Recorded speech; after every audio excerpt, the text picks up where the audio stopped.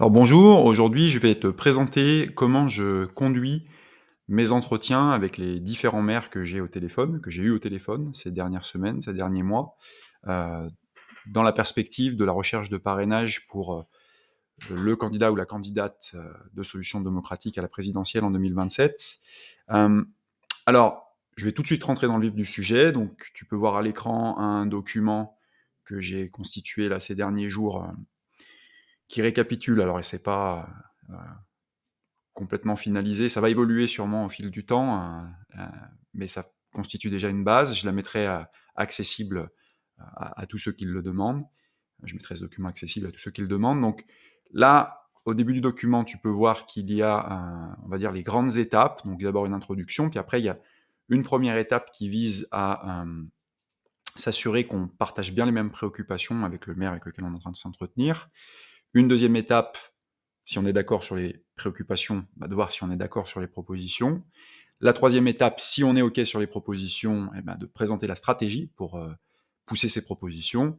Et puis après, la dernière étape, on finalise l'entretien selon comment ça s'est passé au cours des différentes étapes précédentes.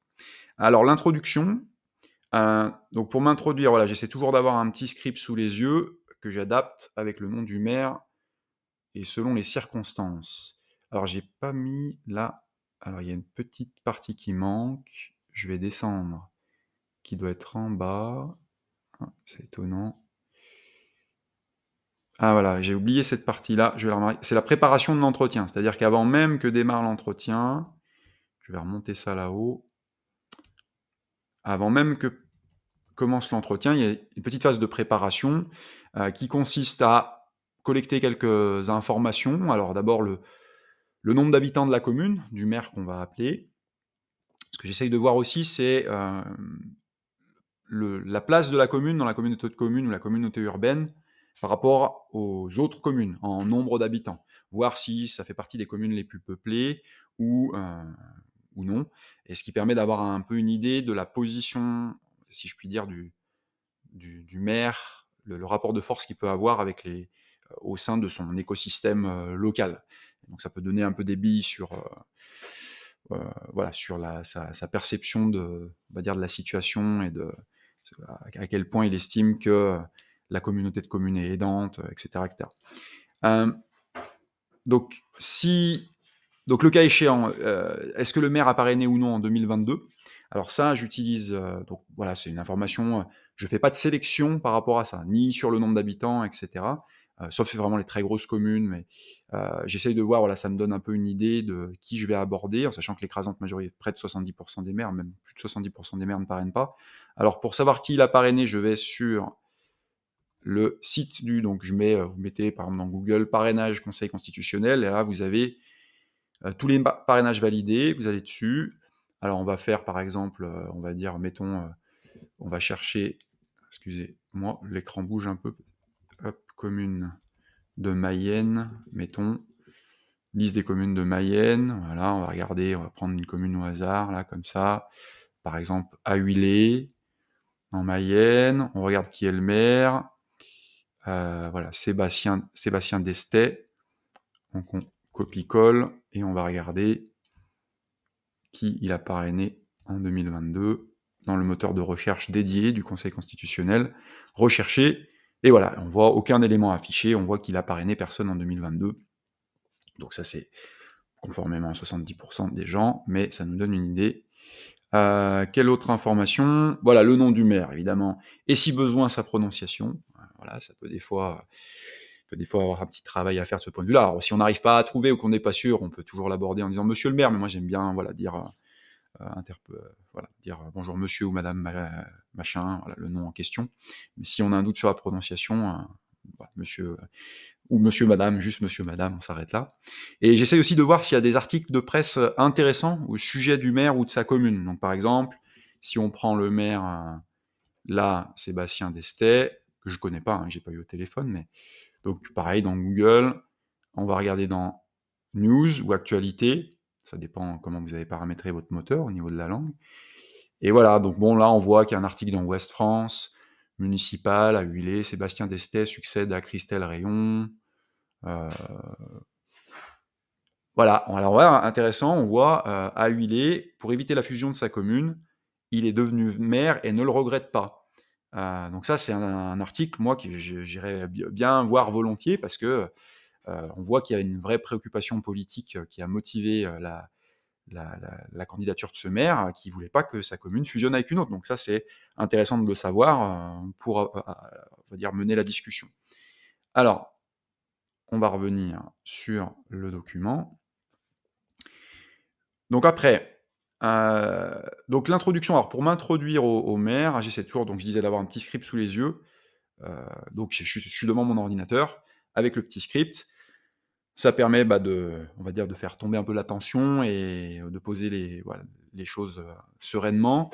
Voilà un peu un modèle, alors je l'adapte et donc évidemment ça sera modulé selon les circonstances, mais en gros, voilà, ça ressemble un peu à ça.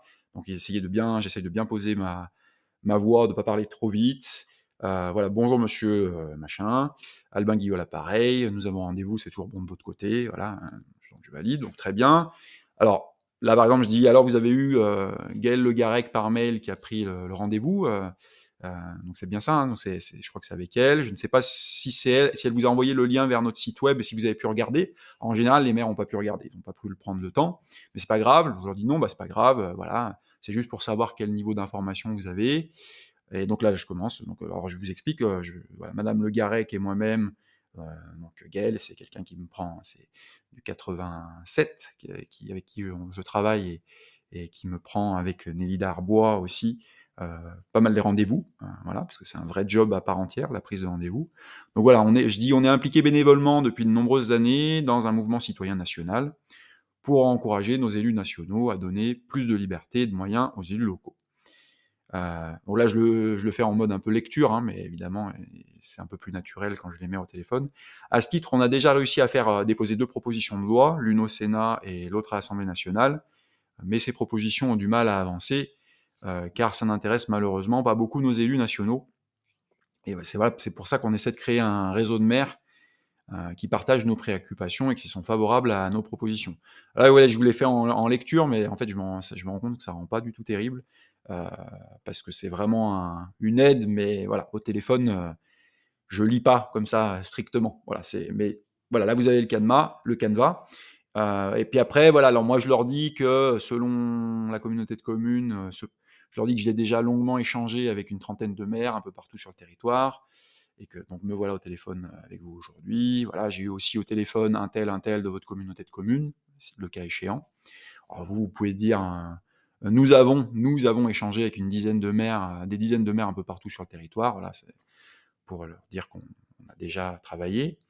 Donc voilà, adapter, hein, c'est pour vous donner un peu l'idée. Ce qu'il faut retenir, c'est que je démarre toujours avec un petit script un peu écrit que j'adapte selon les circonstances pour démarrer l'entretien sereinement. Après, à force, je commence à connaître un peu les grandes lignes par cœur, donc c'est juste une aide, c'est plus pour rassurer que vraiment, je vous dis, pour le lire strictement. Alors, une fois qu'on a fait ça, donc en général, ça passe bien. Après, l'idée, c'est de voir, donc la personne, elle valide, et c'est de voir dans quelle mesure, première étape, je disais, on partage les mêmes préoccupations. Et donc moi, là, je leur dis, bah voilà, alors d'abord, de par votre vécu de terrain, je leur demande, est-ce que vous partagez ces préoccupations concernant les pertes de liberté et de moyens des élus locaux? Donc je les questionne vraiment, alors, plusieurs façons de formuler, mais l'idée, voilà, les principes, je les ai résumés de l'échange à partir de là, sur cette partie. Donc c'est donc, voilà, vous l'avez compris, d'abord tout miser sur cette histoire de perte de liberté et de moyens des élus locaux, hein, qui est une réalité, et qui est vraiment quelque chose qui leur parle, ça se comprend bien, au plus haut point. C'est tout de suite concret, ils ont tout de suite des exemples, c'est une réalité de tous les jours pour eux, beaucoup plus que, on va dire, des problématiques, la problématique démocratique liée voilà, au RIC constituant. Et donc, voilà, donc je mise tout là-dessus. Le deuxième principe, donc je leur demande très rapidement un ou deux exemples très concrets, parce qu'ils vont dire oui, oui, bien sûr que ça me parle. Et l'idée, c'est de dire, c'est quoi le. Alors ils vont dire, il y en a plein. Ils peuvent vous dire, il y en a plein. Je vous leur dis, moi je leur dis, quel est le premier qui vous vient à l'esprit là, le plus récent. Et ils ont toujours quelque chose de très intéressant à raconter, que je note au fur et à mesure de mes entretiens. Donc l'idée, un des principes, donc j'essaie de me montrer aussi curieux que possible, de bien comprendre ce dont ils me parlent, en n'hésitant pas à leur poser des questions, à reformuler leurs propos et à leur demander, qu'ils les valident pour m'assurer d'avoir bien compris.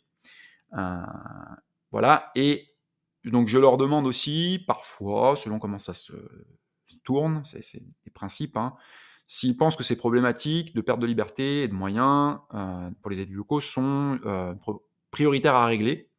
Voilà, pour voir mesurer un peu à quel point ça les embête. Et voilà, selon comment ça se passe, je leur demande aussi, là c'est ce qu'ils pensent de nos institutions en général et de comment ils jugent l'état de notre démocratie. Mais vous voyez, seulement après avoir vraiment discuté de la problématique euh, qui concerne les élus locaux. Et ensuite, voilà, si ces préoccupations, elles sont alignées sur les aspects perte de liberté et moyens des élus locaux et la problématique démocratique plus large, c'est super, voilà, je passe sereinement à la suite, ce que j'ai écrit. Voilà, donc quand vous sentez bien que d'un côté comme de l'autre, que ce soit problématique élus locaux ou problématique démocratique, que vous avez quelqu'un qui est vraiment aligné, on passe à l'étape 2. Alors, ce qui arrive fréquemment, c'est que les préoccupations peuvent être alignées sur les problématiques élus locaux, mais pas forcément sur les problématiques démocratiques. Et donc là, ce que je fais, c'est que quand je sens que, voilà, sur les aspects démocratiques, par exemple, un maire qui me disait oh bah, moi, je pense qu'on est quand même dans une belle démocratie. Bon, tout de suite, quand vous entendez ça, alors moi, je valide en disant oui, non, mais c'est sûr que on est beaucoup mieux que dans tout un tas d'autres pays. On est pas en Afghanistan et on est sûrement beaucoup mieux que ce qu'on a pu être par le passé, euh, sans préciser l'échéance du passé, mais voilà, c'est une réalité que on a des institutions qui ont évolué. Donc je valide avec eux, j'insiste pas trop là-dessus et du coup voilà, j'essaye de valider par contre je dis bah voilà, on est donc ok, donc on est aligné sur la problématique concernant les élus locaux. Alors je le formule pas comme ça, hein, c'est vraiment je vous donne l'esprit. Et après la démocratie, j'y reviens plus tard. Et donc on a toujours, c'est jamais arrivé, ça m'est jamais arrivé, sauf enfin, c'était des entretiens très, très différents. Je les menais pas comme ça, mais quand je les mène comme ça m'est jamais arrivé qu'il y ait un élu qui me dise pas qu'il reconnaît la problématique de perte de moyens et de liberté. Donc, voilà. Une fois qu'on a fait ça, on passe, ça c'est la partie sur les préoccupations, je passe aux propositions. Donc c'est l'étape 2. Et donc, là je leur dis, bon, ok, donc on est d'accord, on partage les mêmes préoccupations.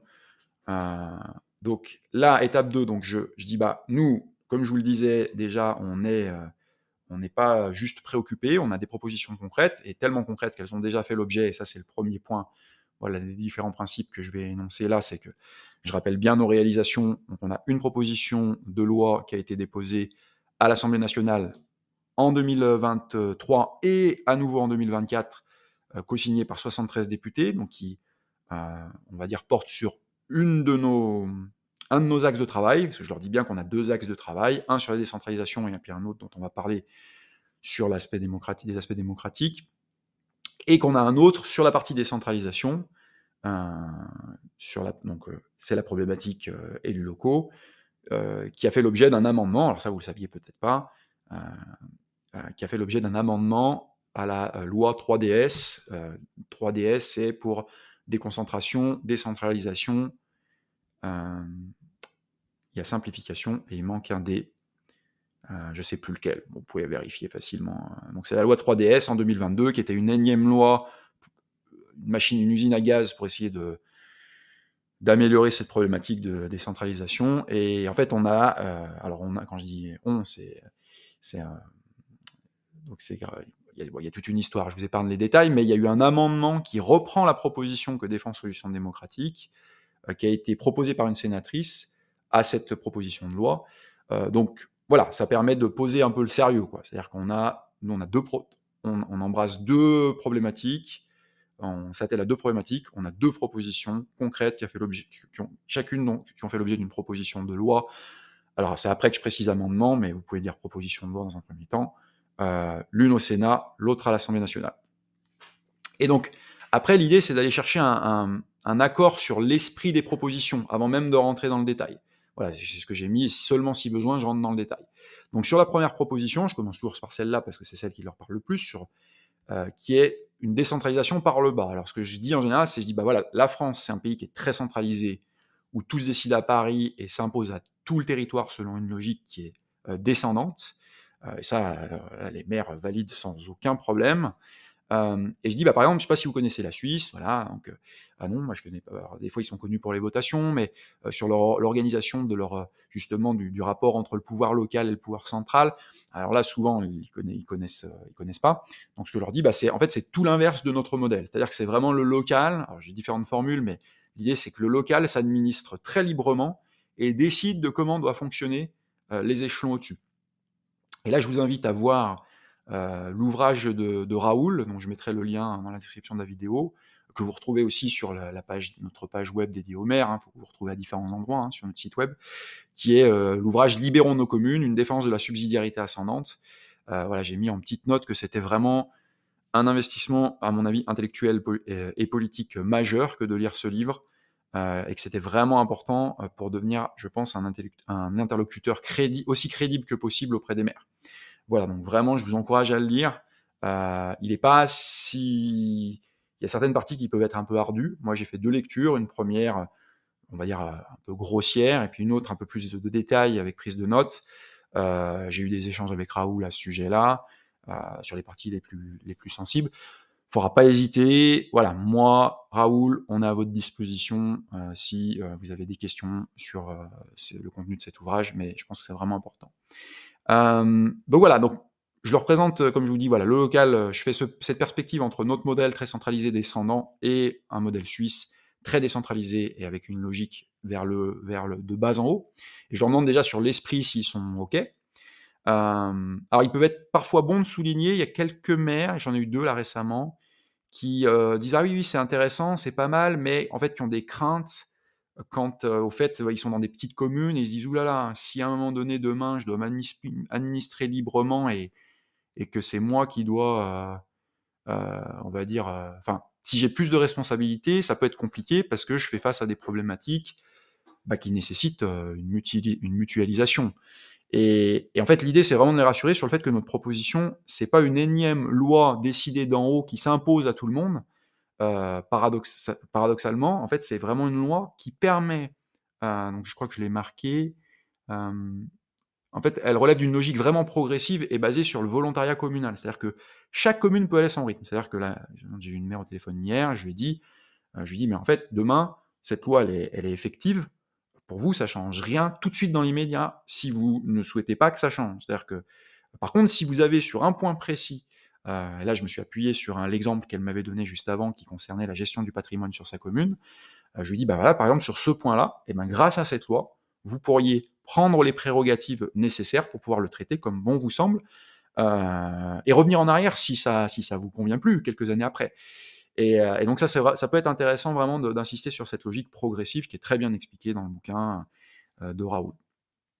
Et donc s'il valide l'esprit, ce qui arrive, ce qui est en général, c'est très rare que ce soit pas le cas, on passe à la deuxième proposition. Alors là, je parle jamais de très rarement de RIC constituant. Je leur demande juste voilà, je commence par leur demander s'ils connaissent les votations en Suisse. Voilà, et si oui, s'ils y sont favorables, donc si oui et qu'ils y sont favorables, donc c'est parfait. Et s'ils connaissent pas, alors je commence souvent par leur illustrer, en fait, leur expliquer que c'est leur parler du référendum obligatoire. Alors, ça dépend comment ça se passe avec le maire, l'angle d'attaque n'est pas tout à fait le même, mais je leur parle d'abord du référendum obligatoire. Je leur dis: bah voilà, en Suisse, mais comme dans d'autres pays, ils ont ce système qui fait que, en fait, les modifications la Constitution, elle ne peut pas être modifiée sans l'assentiment de la population, notamment pour ce qui est de l'adhésion ou non à des traités internationaux. Et là, je fais le parallèle qui parle bien avec le référendum de 2005. Voilà, où je leur dis, bah, je leur explique qu'en France, en 2005, la population vote non. 3 ans après, on a le Parlement qui s'assoit sur la décision sans reconsulter la population par définition, puis s'assoit sur la décision. Et je leur dis, bah, en Irlande, c'est pas du tout passé comme ça. Ils ont voté une première fois, pareil comme nous. En fait, ils sont obligés de passer par la Constitution, de passer par la population pour modifier la Constitution. En 2005, ils votent contre, comme nous. à 55%, quelque chose comme ça, à peu près du même ordre d'idée que ce que nous on a pu avoir. Et en fait, bah, du coup, les élus, les parlementaires irlandais n'étaient pas contents parce qu'ils étaient plutôt pro-européistes. Mais bah, du coup, ils n'avaient pas le choix, ils ne pouvaient pas faire comme les élus français. Donc, ils ont dû revoir leur copie, ils ont dû négocier avec les autres pays. Et en fait, ils ont dû aménager, en fait, ils ont dû ils ont reproposé un traité un an après à votation à la population, mais avec des conditions d'exception pour l'Irlande. Et les Irlandais ont approuvé le traité à plus de 72%, à 72%, je crois, quelque chose comme ça. Et aujourd'hui, les Irlandais sont parmi les. Bon, déjà, c'est une des premières puissances économiques en PIB par habitant de l'Union européenne, avec un niveau de dette bien inférieur au nôtre. Et en plus, les Irlandais sont parmi les plus satisfaits, on va dire, des institutions européennes. On peut le comprendre, ils ont choisi les conditions dans lesquelles ils intégraient l'UE. Donc ça peut être intéressant de parler de ça. Voilà, j'enchaîne aussi sur l'exemple le parallèle entre les votations sur les retraites qui a eu lieu en Suisse en 2024, et puis bah, nous, comment ça s'est passé, les manifestations, le 49-3 à la fin, et voilà, sur l'effet pacificateur de ce système de votation. Voilà. Alors je rentre en fait rarement dans le détail sur l'initiative citoyenne constituante, la deuxième partie qui complète le référendum obligatoire, parce qu'il n'y a pas besoin. C'est-à-dire que, voilà, soit ils sont plutôt favorables à l'esprit des votations, et je ne vais pas plus loin dans le détail, parce que de toute façon, il est récapitulé sur le site, et puis je leur envoie le lien. Voilà, un petit peu ce que je leur dis sur ce point. Et donc, s'il y a un accord aussi sur l'esprit, sur cette proposition, on passe à la stratégie. Alors, je reviendrai un peu plus loin sur s'il n'y a pas d'accord sur cette partie-là, il y a accord sur première et pas sur cette partie-là. Ah bah voilà, de toute façon je l'avais déjà mis dans le document. Remarque, si lors de la première étape, donc la toute première étape où on discute des préoccupations, la question démocratique et la préoccupation démocratique n'est pas forcément partagée, en fait ce que je leur explique, c'est que le système de votation, en fait, il est important pour nous assurer que nos élus nationaux ne défassent pas en douce la proposition ambitieuse de décentralisation par le bas qu'on porte. Et je leur rappelle 2005 si besoin. Donc voilà, j'essaye de représenter les choses de telle sorte, et ce qui est une réalité, hein, c'est-à-dire que l'enjeu, si vous avez à cœur une vraie réforme de décentralisation par le bas, comme celle qu'on porte, il faut dans le même temps qu'on se donne les moyens, de faire en sorte que nos élus ne puissent pas défaire cette proposition si on arrive à la mettre en place. Et là, le système de votation à la Suisse joue cette fonction-là. Après, vous connaissez très bien, sûrement, bien le sujet, vous avez plein d'arguments, donc il ne faut pas hésiter à dérouler, voilà, comme vous le sentez sur ces aspects-là, si besoin. Et voilà, après on passe à la stratégie. Donc sur la stratégie, alors je vais juste prendre une bouteille d'eau.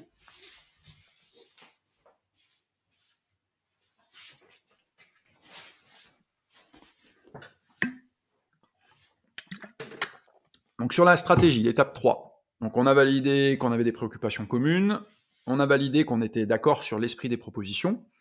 Alors après sur le détail, voilà, je vous dis, sur le détail en particulier, sur le détail RIC constituant, vous connaissez. Sur le détail de la mécanique décentralisation, alors je pense que je ferai une vidéo à ce sujet-là, puis je vous dis, il y a le livre de Raoul, et je pense que on va commencer à créer des ressources pour que tout le monde soit bien formé sur ces points-là. Donc sur la stratégie, donc je commence par rappeler en fait qu'on a deux axes stratégiques, un axe lobbying, j'hésite pas à hésiter ce terme, et je reviens là sur nos propositions de loi, je dis voilà, on a déjà le Sénat, l'Assemblée nationale, parce qu'en fait c'est techniquement facile à mettre en œuvre, c'est-à-dire que dans un cas comme dans l'autre, il n'y a pas besoin de changer grand-chose, quelques mots de l'article 89 de la Constitution pour le RIC constituant, et quelques mots aussi, pas grand-chose, hein, le moteur de la proposition sur la subsidiarité, on parle de la décentralisation par le bas, on parle de subsidiarité ascendante, mais ça fait un peu peur, donc décentralisation par le bas. Le moteur de cette proposition-là, la proposition de solution démocratique, c'est deux mots à changer dans le Code général des collectivités territoriales, le CGCT. Et encore, c'est deux petits mots, hein, c'est supprimer un N apostrophe et puis c'est transformer un soit en peu. Non, un peu en doigt. Voilà, c'est vraiment minuscule pour avoir le cœur de la proposition. Donc techniquement, c'est facile. On a déjà des propositions de loi qui ont été validées sur le plan formel, mais là, je leur explique que donc qu'on a donc je souligne le positif, qu'on a réussi à intéresser nos parlementaires, mais seulement à la marge, et qu'on est coincé par différents facteurs. Sur la partie décentralisation, en fait, ce qu'il faut savoir, c'est que seul le gouvernement peut décider d'un changement, d'un tel changement. C'est-à-dire que sur la, voilà, et en fait, il n'est pas d'accord. Parce que, alors, est-ce que j'ai expliqué la logique là? Ouais, non, là, je vous ai pas expliqué la logique parce que ça serait rentrer un peu trop dans le détail, mais c'est ce qu'il faut savoir, c'est qu'en fait, même si tout le Parlement, sur la partie décentralisation par le bas, même si tout le Parlement était d'accord, sénateurs et députés compris, en fait, une telle modification, elle pose un problème constitutionnel qui est qu'il n'y a que le gouvernement qui peut prendre de telles décisions, parce que ça implique des transferts de ressources d'échelons entre les échelons supérieurs, par exemple le département et la commune. C'est-à-dire que si la commune, elle veut prendre une prérogative et les moyens qui vont avec, eh ben, il doit y avoir un transfert de ressources entre le département et la commune. Et ce type de transfert de ressources-là, il n'y a que le gouvernement qui a la main là-dessus. Donc là, on est coincé, parce que le gouvernement, il ne veut pas de ça, évidemment, il perdrait du pouvoir. Et sur la partie, ce que je dis, c'est que sur la partie votation, voilà, là, on est coincé par des logiques électoralistes et partisanes très fortes. Et là, je leur raconte l'histoire de la proposition de loi constitutionnelle, dire qu'en fait, donc c'est bien qu'on a réussi à obtenir un dépôt de cette proposition, qui a été co-signée par 73 députés, donc c'est chouette, mais que la logique, ça aurait été que c'est le groupe qui a déposé, co-signé cette loi, la propose dans une niche, et en fait, ça fait 2 fois qu'ils ont l'occasion de le faire, et en fait, ça fait 2 fois qu'ils le font pas, et que quand on analyse le contenu les choix qui ont été faits, des lois qui ont été mises dans cette niche, on se rend compte que ça répond avant tout à des logiques partisanes, électoralistes, quoi. Et c'est pas vraiment, il n'y a pas vraiment une volonté d'aller dans le sens du bien commun, quoi. Donc voilà, je leur raconte un peu ça, et ça leur parle, voilà, ça leur parle tout à fait. Je rappelle aussi, si je ne l'ai pas fait avant, qu'on est vraiment sur des mesures transpartisanes. Alors je leur demande souvent de validation à ce sujet, je leur demande s'ils sont d'accord avec ça, voilà. Donc en général, ça pose pas de problème. Et je leur dis donc qu'il faut avancer avec tout le monde, mais que on n'arrive pas à les faire discuter entre eux, quoi. Que même s'ils sont d'accord, ça m'arrive de prendre l'exemple de LFI et du RN sur le référendum obligatoire, dire on a le RN qui a le référendum obligatoire dans son programme, LFI qui dépose une proposition de loi constitutionnelle qui intègre le référendum obligatoire.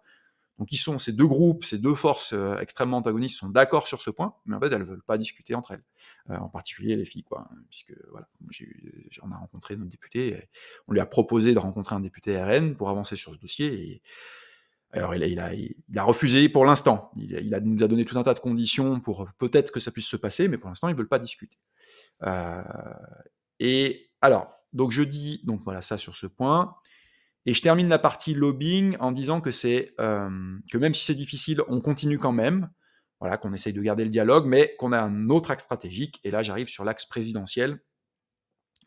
Et donc là, je raconte 2002. Je dis qu'en 2002, voilà, candidature citoyenne à la présidentielle, sur un programme centré sur ses propositions. Alors, là, quand je dis ça, je dis centré sur ses propositions.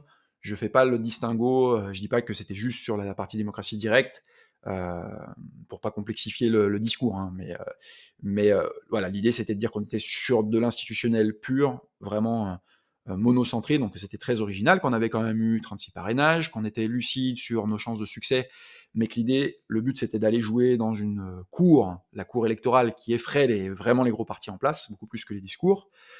Après, je raconte que ça nous a permis que ça marche, parce que ça nous a permis de faire pression sur un candidat un peu plus gros, qui est Jean Lassalle, en 2 étapes. Alors, je leur dis d'abord qu'il a repris nos engagements, qu'il les a mis dans le numéro 1 de son programme. Après, je leur raconte le notaire, qu'on a réussi à le faire signer un contrat, on va dire, dans lequel il léguait l'intégralité de ses biens, au cas où ils ne mettent pas en place les propositions. Voilà, donc ça, en général, j'essaie de souligner que c'était quand même une belle performance, même si personne n'en a entendu parler, parce que c'était qu'un jour avec les élections, parce qu'on est sur une démarche qui est embryonnaire, etc. etc. Je dis d'ailleurs qu'on l'a rencontré récemment à ce sujet, voilà, je dis que je vais manger au resto avec lui, ça dépend le maire qu'on a en face de soi, voilà, ça peut faire peut-être marquer des points, mais vous pouvez dire qu'on l'a rencontré, tout simplement qu'on l'a rencontré, voilà. Et je dis voilà, qu'on va y retourner en 2027. J'insiste sur le fait que cette logique de pression sur le terrain électoral fonctionne, car c'est clairement elle qui nous a permis d'obtenir qu'une proposition de loi constitutionnelle soit déposée à 2 reprises, et que quand on va avoir des candidats avec des arguments électoraux de type parrainage ou voix, comme pour le cas, donc ça a été mon cas donc, pour les législatives en Savoie, c'est-à-dire que j'ai pu observer vraiment ça de près en 2022. Quand à l'entre-deux tours, on s'est approché de Jean-François Coulombe, même s'il était sensible à ces thématiques, bah, il savait, Jean-François Coulombe, donc, qui n'était pas encore élu, que ça allait se jouer à pas grand-chose au deuxième tour. Et donc même si on n'avait pas fait un gros score, on avait fait quasiment 1%, bah, ça l'intéressait quand même, on va dire, de potentiellement, et donc c'est capter bah, ces voix-là, et donc je pense que ça l'a motivé à prendre l'engagement qu'il a pris, et donc effectivement, il a déposé la proposition de loi constitutionnelle que vous connaissez. Donc voilà, donc voilà, je dis qu'on est bien plus pris au sérieux en arrivant avec en allant dans ce terrain avec le discours sur ce terrain, qu'en arrivant juste avec un discours. Et voilà, et donc là, la finalisation, quand on a déroulé tout ça, donc là, ça va dépendre évidemment de comment ça s'est passé jusqu'à maintenant. Alors, il y a plusieurs dénouements possibles. Le dénouement maximaliste, donc c'est vraiment quand on sent qu'on a un emballement à tous les niveaux. Alors là, ce que je vais demander, alors je rassure bien avant, je dis voilà, je suis bien conscient que que c'est pas une petite décision, que l'échéance est encore lointaine, que c'est à chaud, mais je leur dis voilà, au regard de tout ce que je vous ai raconté, bah, je leur demande s'ils seraient prêts à parrainer. J'ai mis porter notre candidat, je me suis trompé, qu'ils seraient prêts à parrainer notre candidat sur un projet incluant uniquement les propositions dont nous avons parlé. Voilà, je leur pose cash la question.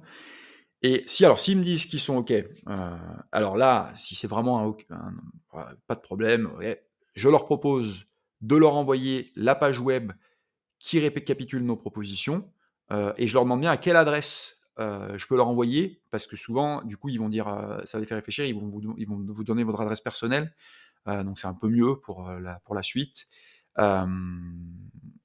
Donc, je leur demande à quelle adresse je peux leur envoyer, même s'ils ont déjà eu la page dans le mail, hein, et rappelez-vous, en général, ils ne la regardent pas. Donc, je leur dis, bah voilà, ce que je vous propose, c'est de vous renvoyer la lettre, et je leur propose, donc là, si je l'ai mis là, si OK, voilà, s'ils me donnent, s'ils sont OK, donc s'ils valident que je leur envoie la page web, ah oui, que je leur envoie la page web, je leur demande s'ils sont OK aussi pour s'inscrire à la newsletter qu'on va bientôt mettre en place, qui vise à tenir informés les maires qu'on a rencontrés de l'avancée de nos travaux. Et si OK et que je sens toujours un enthousiasme fort, je demande si je leur dis que voilà, sur cette page web que je vais leur envoyer, ils pourront voir qu'il y a des témoignages de maires avec leurs photos, qui ont accepté de faire part de leur soutien, et je leur demande s'ils seraient d'accord pour figurer aux côtés, faire figurer un petit témoignage de leur part sur cette page. Et si OK, et je leur propose de leur envoyer un petit texte pour validation. Voilà, je leur dis, si vous voulez, je vous écris le texte du témoignage sur la base de tout ce qu'on s'est dit, et puis vous validez, vous amendez, voilà. Donc ça, c'est vraiment le dénouement maximaliste. Dénouement de niveau inférieur, je m'arrête à la newsletter. Dénouement de niveau encore inférieur, donc ça peut être pour différentes raisons. Soit on n'a pas pu dérouler jusqu'au bout, le maire n'avait pas le temps, en sachant que je vous dis, ça prend, je vais y revenir, mais ça me prend 30 à 40, tout ça, c'est des entretiens qui en moyenne durent entre 30 et 40 minutes, là où je peux tout dérouler. Et donc, voilà, si on sent, et ce qui est assez souvent le cas, que le maire a quand même besoin de réfléchir, c'est-à-dire qu'on sent qu'il est intéressé, voilà, qu'il est intéressé, mais que il est pris de court, il n'a jamais eu le temps de réfléchir à ces sujets-là de manière approfondie, il est pris par la vie de sa commune, c'est compréhensible. Donc moi, ce que je vous propose, c'est d'envoyer la page réservée au maire et de programmer une période sur laquelle je peux le rappeler pour débriefer. Ça peut être 6 mois plus tard, hein, donc je dis, voilà, qu'est-ce qui vous arrangerait? Donc je leur formule comme ça, je leur dis, ce que je vous propose, c'est de vous envoyer la page, que vous puissiez regarder ça à tête reposée, y réfléchir, et puis je reviens vers vous à un moment où ça vous arrange, ça peut être dans 2 mois, 3 mois, là je leur demande qu'est-ce qui vous arrange, ils vont dire, ah oui, rappelez-moi au mois de juin, ou ah oui, au mois d'octobre, et puis on pourra bien le noter. Et donc, alors là, je leur demande qu'est-ce que je fais. Si j'ai leur numéro perso, je leur dis, est-ce que vous préférez que je repasse par votre secrétaire pour reprendre un rendez-vous? Est-ce que je peux vous appeler directement? Enfin voilà, il y a des petites choses à adapter selon les circonstances. Voilà. Et donc, alors, voilà, ce dernier dénouement là, il peut s'appliquer dans tous les cas, hein. C'est-à-dire que même si vous avez quelqu'un qui est pas extrêmement enthousiaste, mais que vous voulez pas finir l'entretien de manière trop abrupte, qui est pas trop enthousiaste, vous sentez voilà, qui est moi ce que j'appelle, tiède, voilà, qui peut être d'accord sur une partie, mais pas sur l'autre, ou d'accord sur les 2 parties, mais qui a des doutes sur les propositions, ou qui peut avoir des doutes sur la stratégie, ça arrive aussi. Heu, voilà, vous pouvez dire: «Bah, moi ça m'intéresse quand même d'échanger avec vous à nouveau pour, savoir sur les propositions, une fois que vous y avez réfléchi, si vous les validez ou pas» et ça permet de donc moi je propose quasi systématiquement, cet enchaînement. Je vous envoie la page web et on se replanifie un rendez-vous, même si on va pas forcément y retourner, même si je vais pas forcément les rappeler parce qu'on n'aura pas le temps, parce qu'on a trop de travail. Voilà, il y a trop à faire, 36 000 maires, voilà. Si on était, une équipe, considérablement plus développée, peut-être que ça viendra, je le souhaite, hein, c'est pour ça que je fais tout ça. Bah, on pourra peut-être se permettre de contacter même des maires tièdes, mais bon, bah, pour l'instant, on c'est pas sûr. Et voilà, puis après, bah, je conclus, un échange téléphonique comme on peut conclure un échange téléphonique, hein. Merci, beaucoup pour le temps que vous m'avez consacré. Ben, voilà, on se retrouve, dans 3 mois, dans 4 mois. Je vous envoie ça dans la journée, je vous envoie le document dans la journée, on se retrouve dans 3 4 mois, voilà. Voilà un peu l'idée. Donc alors quelques principes, généraux pour, que j'aimerais ajouter, voilà, pour mener ces entretiens. Donc là, le canevas que je vous ai déroulé, donc il est basé sur, mon expérience. Donc j'ai réalisé jusqu'à aujourd'hui 31 échanges avec des maires, là, sur les 2 3 mois derniers, dont 27 par téléphone, avec ce que je vous disais, une durée de moyenne de 30 à 40 minutes. Donc évidemment, le cadre a évolué, c'est-à-dire que la façon dont je mène la discussion aujourd'hui est pas la même ça évolue tout le temps, hein. Donc là, je vous propose le cadre à un moment donné, donc ça va s'affiner avec l'expérience, puis vous allez l'adapter évidemment, hein. C'est ce que je dis après, c'est que faut pas voir ça comme un guide rigide, hein. Faut vraiment vous essayer de l'adapter en fonction de votre interlocuteur et votre capacité à adapter votre discours. Bah en fait, il n'y a pas de secret, ça vient avec la pratique, comme tout. Euh, donc voilà, forcément, il y a chaque échange, je me dis ah tiens sur ce point, j'aurais pu aborder les choses différemment. Puis en fait, c'est ce qui fait qu'on est meilleur la fois d'après. Voilà, j'ai mis chaque mère est unique. Heu, voilà, la clé du succès réside dans la pratique et l'adaptation. OK. Après, alors j'ai pas tout justifié ou expliqué la démarche, j'en ai le plus possible, mais je vais peut-être élaborer une version plus détaillée, ultérieurement. En tout cas, je pense que la prochaine étape, ça sera vraiment de créer une ressource vidéo sur la partie décentralisation par le bas. Heu, voilà, pour que vraiment, tout le monde soit aussi compétent que possible sur cette question. Hem, voilà, alors les étapes, sur l'ordre des étapes, c'est globalement l'ordre que je suis, mais ça peut arriver que ça s'entremêle un peu, que je parle un peu de stratégie au moment où j'explique les propositions. Enfin d'ailleurs, à chaque fois qu'on rappelle qu'on a déjà des propositions de loi, on est déjà un peu sur la stratégie, donc c'est pas tout le temps aussi linéaire, voilà, mais encore une fois, la capacité à c'est pas mal de partir avec un cadre et après, avec l'expérience, vous apprenez à affiner.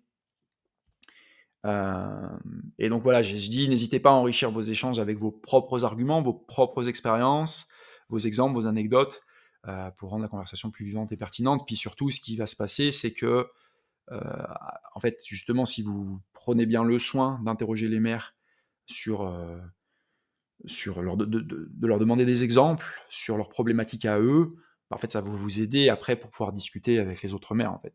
Et c'est pour ça qu'il y a aucun entretien, j'estime qu'il y a aucun entretien qui est perdu, même avec un maire qui, n'est d'accord sur rien, parce qu'il y a toujours quelque chose à apprendre. Heu, toujours quelque chose à apprendre, ne serait-ce que sur la psychologie humaine, si je puis dire. C'est ça qui rend aussi l'exercice intéressant. Voilà, je vous ai tout dit, je vous en ai dit beaucoup. Je vais mettre un certain nombre d'éléments dans le descriptif de la description de la vidéo et puis, bah, je reste à votre disposition, si besoin. Voilà, merci, à bientôt.